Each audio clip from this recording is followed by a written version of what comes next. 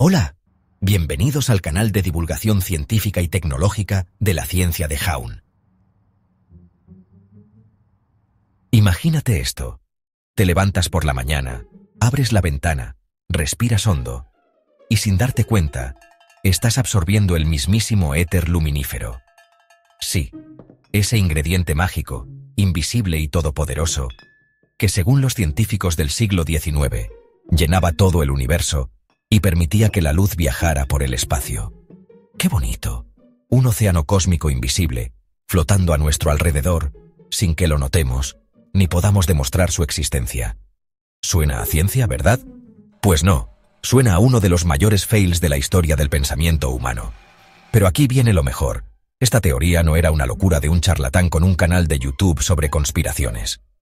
No, señor. Durante siglos, los mejores físicos del mundo creyeron en esta tontería, hasta que un día, la ciencia sacó su lupa de la verdad y les dio un bofetón de realidad.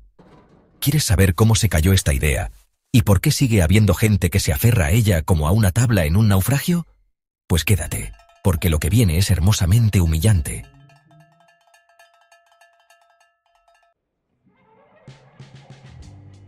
¿Qué demonios era el éter luminífero? A ver, pongámonos en la piel de un físico del siglo XIX. Imagina que eres un genio con una barba espectacular, un monóculo y una obsesión enfermiza con la luz. La luz es rara, no se comporta como otras ondas. El sonido necesita el aire, las olas necesitan el agua. Entonces la luz debe necesitar algo para moverse. Porque claro, pensar en el vacío como un espacio vacío era demasiado fácil. Así que, ¿cuál fue la solución brillante de la época? Inventarse un fluido invisible, omnipresente, indetectable, pero que mágicamente lo llena todo. Algo que no se puede ver, tocar ni medir, pero que sin embargo está en todas partes y afecta todo lo que hacemos. Sí, amigos, la ciencia del siglo XIX básicamente nos estaba describiendo un fantasma cósmico. O peor aún, el wifi de la época. Pero no creas que esto era solo una ocurrencia de un par de locos. No, esto era un dogma. Si no creías en el éter, eras poco menos que un hereje de la física. Era la sustancia sagrada que hacía posible que la luz viajara por el universo. Y para hacerlo aún más ridículo, los científicos aseguraban que era más rígido que el acero, y al mismo tiempo, tan ligero que ni siquiera afectaba a los planetas que se movían a través de él.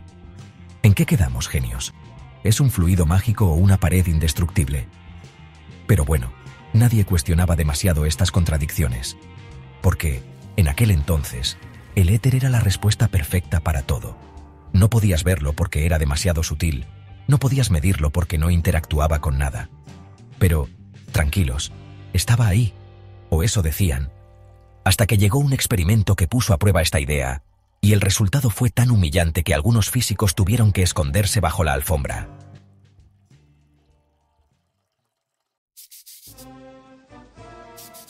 El experimento que aplastó al éter.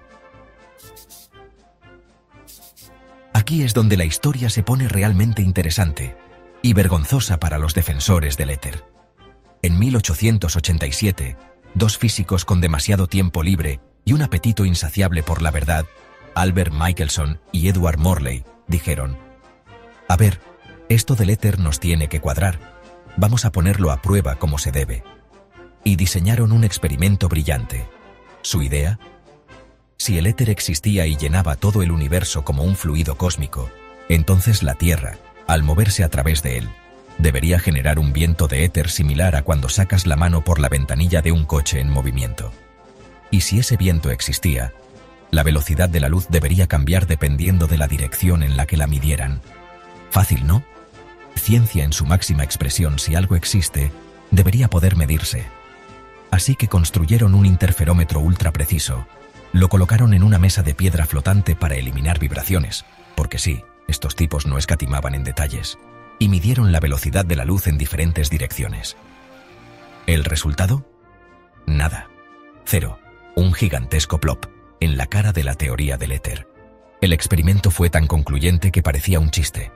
No importaba cómo midieran, en qué dirección apuntaran o cuántas veces lo repitieran, el viento de éter no existía. La luz viajaba exactamente a la misma velocidad en todas las direcciones. El éter El glorioso y todopoderoso éter no estaba en ninguna parte. Imagina el momento. Durante siglos, generaciones de científicos defendieron el éter como si fuera un dogma religioso. Y ahora, dos tipos con un interferómetro les estaban diciendo: muchachos, les tenemos malas noticias. Su querido éter nunca existió. Este fue un momento histórico, un golpe brutal a la vieja física, un KO técnico al éter. Y lo mejor de todo es que esto abrió la puerta a algo muchísimo más revolucionario, la teoría de la relatividad de Einstein. Porque si el éter no existía, entonces la luz no necesitaba ningún medio para viajar. La velocidad de la luz era una constante universal. Punto. Fin del misterio. Pero como siempre, hay gente que no sabe aceptar la derrota. Porque aunque la ciencia avanzó, algunos siguen aferrados al pasado como náufragos en una tabla de madera. Y aquí es donde viene la lección final.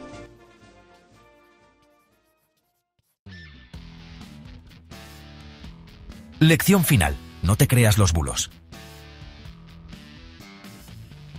Aquí es donde la historia se pone tragicómica. Porque después de que Michelson y Morley hicieran su experimento, la ciencia dijo: ok, el éter no existe. Pasemos a cosas más serias. Pero, ¿sabes quién no pasó la página? Los negacionistas, los tercos, los que no pueden soltar una teoría aunque se desmorone en llamas delante de ellos. Sí, porque en lugar de aceptar la evidencia, muchos físicos de la época entraron en modo negación total. No, algo tiene que estar mal. Tal vez el éter es tan especial que se mueve junto con la Tierra. O quizá nos está troleando y se esconde cuando lo medimos. Lo que fuera, con tal de no admitir que su amada teoría estaba muerta. Y esto no es solo una reliquia del pasado. Hoy en día, este patrón se repite con otros bulos disfrazados de ciencia. Terraplanistas, antivacunas, negacionistas del cambio climático. Toda una fauna de personajes que creen que la ciencia es un buffet libre. Me quedo con lo que me gusta y lo demás lo ignoro. Pues no, amigo. La ciencia no funciona así.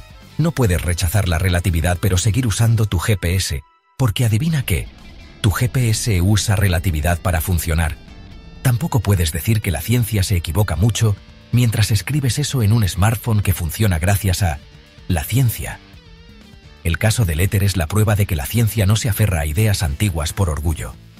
Si algo no funciona, se descarta y se busca algo mejor. Así avanzamos. No con dogmas, sino con pruebas. No con fe, sino con experimentos. Así que la próxima vez que alguien te diga que la ciencia es solo otra creencia o que la verdad está siendo ocultada, pregúntale: ¿dónde están tus pruebas? Porque si su única respuesta es: lo vi en un video de YouTube, felicidades, acabas de encontrar otro charlatán más para la colección. La ciencia no tiene miedo de destruir sus propias teorías cuando la evidencia lo exige. Y esa, amigos míos, es la diferencia entre la verdad y un cuento de hadas para adultos.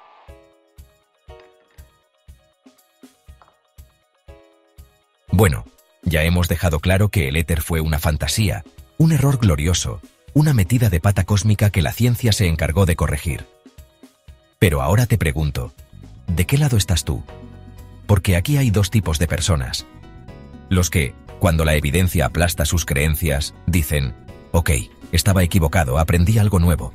Y los que, a pesar de todas las pruebas en contra, deciden aferrarse a la negación como un gato a una cortina. Y créeme, el segundo grupo da bastante pena.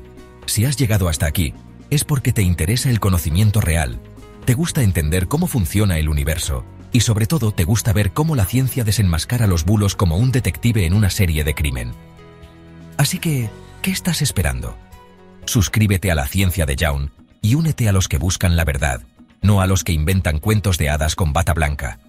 Y dime en los comentarios, ¿cuál es el bulo más ridículo que has escuchado?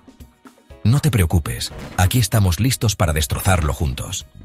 Porque en este canal no solo aprendemos, también nos reímos de las pseudociencias y su desesperación por seguir vivas. Recuerda, la ciencia no necesita que creas en ella. Funciona igual, lo aceptes o no. Y aquí estamos para celebrarlo.